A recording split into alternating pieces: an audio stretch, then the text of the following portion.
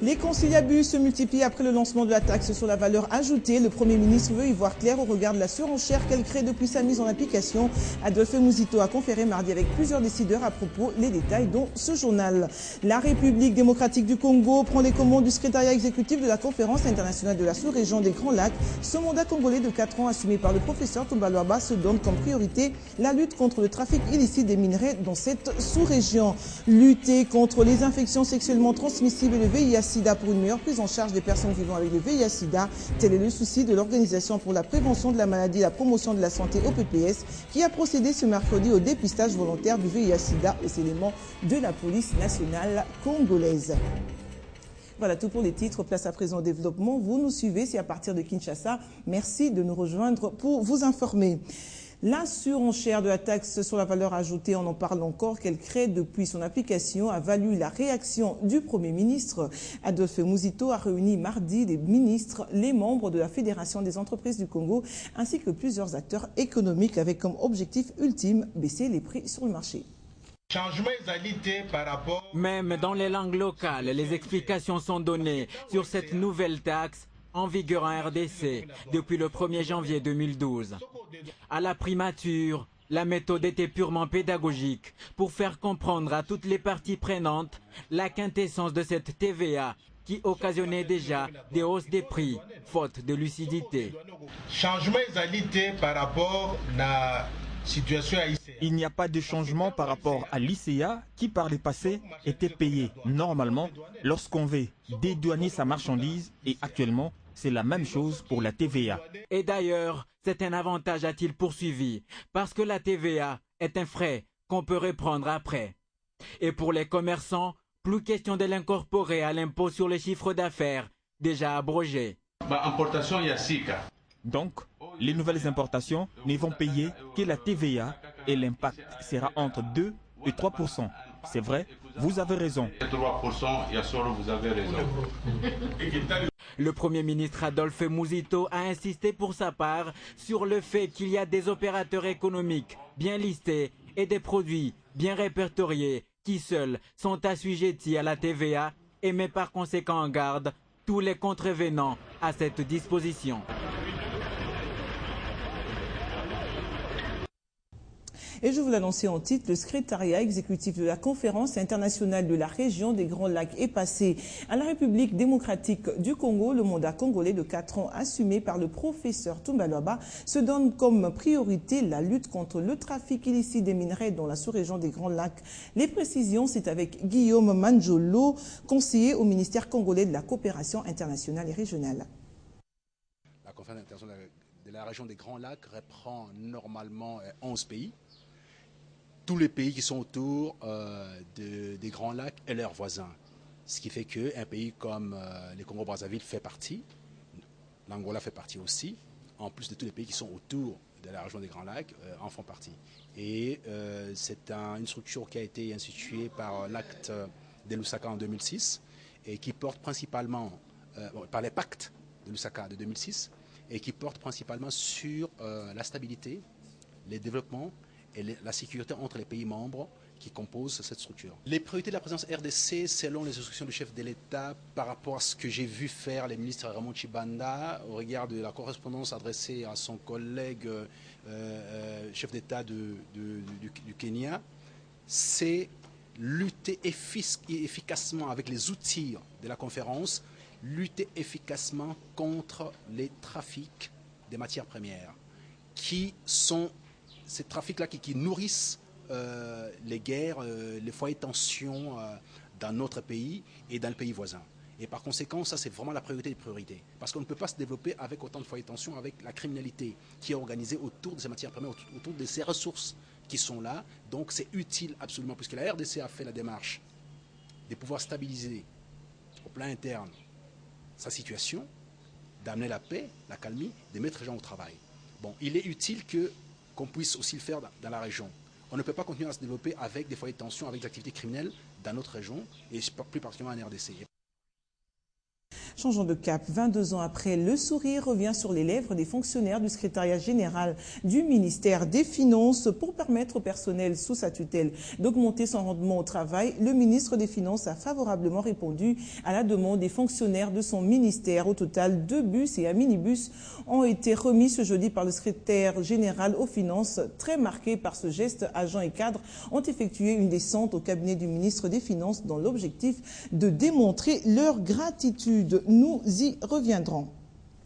Le comité de crise de la majorité présidentielle institué pour gérer les contentieux électoraux a tenu sa première réunion mardi dans la soirée au siège de cette plateforme politique dans la commune de la Gombe.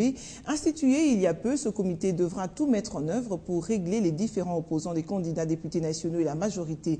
L'objectif visé est la consolidation de la famille politique de la majorité présidentielle. Ce comité devra entreprendre pour parler avec la différente composante de la MP pour l'atterrissage en douceur du processus électoral. La publication des résultats provisoires de législatives par la CENI est prévue pour ce vendredi 13 janvier 2012.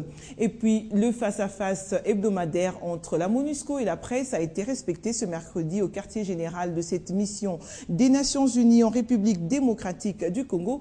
Touré Penganini, porte-parole ad intérim de la MONUSCO, a éclairé la lanterne des journalistes sur plusieurs questions d'actualité, entre autres l'information publiée sur le site de la radio onusienne selon laquelle le mandat de la MONUSCO pourrait être prolongé jusqu'en 2014. Des précisions, c'est dans cet élément que vous propose Gracia Lambo.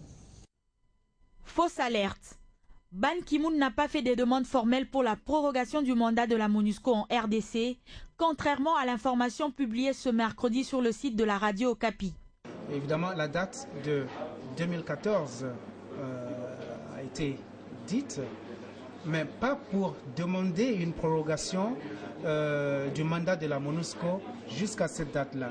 De toute façon, les autorités congolaises sont bien informées sur la manière dont cela s'est fait. Ce n'est pas la première fois qu'on renouvelle le mandat de la MONUSCO en RDC. Donc c'est une procédure à laquelle les autorités sont très familières. Et donc personne ne pourrait croire que M. Ban Ki-moon puisse s'élever de son chef et demander la prorogation du mandat de la MONUSCO. C'était une réunion interne. S'agissant des experts internationaux venus à Kinshasa depuis plusieurs jours déjà, la mission des Nations Unies pour la stabilisation du Congo dit n'avoir aucune information sur leurs activités dans la capitale congolaise. Nous n'avons pas reçu de termes de référence de ces experts-là. Nous sommes au courant qu'ils sont ici. Nous savons qu'ils poursuivent leurs travaux, mais nous ne sommes pas directement impliqués dans ces travaux. Je vous ai dit qu'il s'agit d'un arrangement bilatéral entre la RDC et les États-Unis qui conduisent justement cette mission-là. Par ailleurs, la MONUSCO rappelle qu'afin de mieux planifier les futures opérations logistiques, elle a besoin que la CENI confirme la date fixée dans les calendriers électoraux pour les prochaines élections provinciales. Parlons santé dans ce journal. L'Organisation pour la prévention de la maladie et la promotion de la santé OPPS a procédé ce mercredi 11 janvier au dépistage volontaire du VIH-Sida aux éléments de la police nationale congolaise. Cette campagne entre dans le cadre du programme de lutte contre les infections sexuellement transmissibles et le VIH-Sida. Ce programme vise la prise en charge des personnes vivant avec le VIH-Sida. Suivez. C'est ici, à la Légion nationale d'intervention de Kinshasa Expire, que s'est déroulée pour la toute première fois la campagne de dépistage volontaire des agents de la police nationale congolaise au VIH-Sida. Nous avons pensé qu'il faut préalablement avoir des policiers qui connaissent leur statut sérologique. Si jamais parmi eux, il y en a qui sont VIH positifs, ce n'est pas une fatalité. Nous nous sommes arrangés pour le prendre en charge en leur donnant des médicaments, en assurant leur suivi biologique, en leur aidant aussi à doser leur CD4 pour que régulièrement ils soient pris en charge. Pour cette première journée, plus de 300 policiers se sont fait ausculter et certains d'entre eux témoignent leur soulagement après cet examen. J'ai redouté ce test, mais maintenant on peut dire que je suis soulagé. Le test s'est avéré négatif. Espérant parcourir toute l'étendue de la République démocratique du Congo, cette campagne de dépistage volontaire qui a débuté ce mercredi 11 janvier s'étendra jusqu'au mois de février de l'année en cours. L'OGEFREM a réuni ce mercredi tout le personnel pour une cérémonie d'échange de vœux qui a eu lieu dans sa cour. Cette occasion a permis aussi à son directeur général ad intérim, Anatole Kikwa, de faire une perspective sur les tâches de l'entreprise dans le cadre de la révolution de la modernité. Guy Chungu nous en fait le point. Une bonne petite musique, s'il vous plaît. Une petite bonne musique. Ces gestes témoignent l'esprit de solidarité, d'amour qui règne au sein de cette entreprise, mais aussi la détermination pour cette nouvelle année 2012. Après ses 30 ans d'existence, le DG ad intérim de l'OGEFREM a réuni le personnel pour la cérémonie d'échange de vœux. Nouvelle année, nouvelle vision, celle de s'inscrire dans la logique de la révolution de la modernité. Ça sera une année de grands travaux parce que nous lançons dans les semaines qui suivent. Tout le montage est en train de se faire. Les commissions sont en train de se réunir pour respecter les procédures. Les autorisations nécessaires sont en train d'être acquises. Les moyens financiers sont déjà en très bonne partie là. Les banquiers nous ont promis une petite aide, un petit coup de pouce pour que nous puissions avoir au minimum la moitié pour le lancement des travaux, la construction de l'immeuble de l'OGEFREM. Avec un chiffre d'affaires estimé à 42 millions de dollars américains, l'Office de gestion de fret multimodal vise la maximisation des recettes en vue de renflouer les caisses de l'État. Pour que tous ces objectifs soient atteints, il faut que les agents puissent se mobiliser derrière nous sans regarder les tribus, sans regarder les faveurs ou quoi. Donc dans la discipline pour soutenir les actions du chef de l'État dans la reconstruction de notre pays, dans la révolution de la modernité. Un objectif qui exige beaucoup de sacrifices et d'atouts au regard du rôle que cette société est appelée à jouer dans ce nouveau mandat de Joseph Kabila, axé principalement au social des Congolais.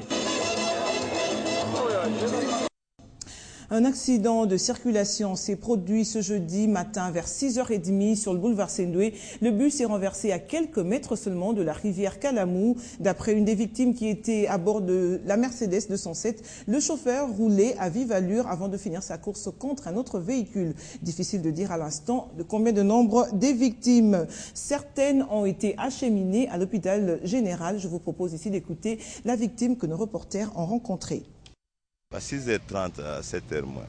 Azaki na bis tozu na tongo na Pascal tozo eyo kene IEC. Ezaki plein. Bon, ezaki na vitesse makasi. Po ba mama ba banaki déjà koganga ba lobi me chauffeur ndenge nini vitesse bon ndenge nini vitesse. Et to courbe na courbure ya sende wana. Ye azoyo katazo rouler mais subitement na yoki kaka kumo ndenge frenaki e bet pa mbala moko bis e baloke. Du sport à présent, avant de nous séparer, on séjourne à Oman pour un stage de 10 jours. Les Léopards football messieurs de la République démocratique du Congo continuent à peaufiner leur préparation en perspective des éliminatoires de la CAN 2013. Nous avons joint sur place à Oman le coordonnateur des équipes nationales de la République démocratique du Congo qui nous fait ici le point sur la préparation des Léopards. Bon, écoutez, l'équipe est en train de se préparer normalement. Nous sommes arrivés ici, comme vous le savez, au départ de Kinshasa. Et nous avons fait jonction avec les joueurs du tout-puissant Mazembe Angleterre à Nairobi. Et ceux de V-Club étaient déjà arrivés bien avant nous, un jour avant.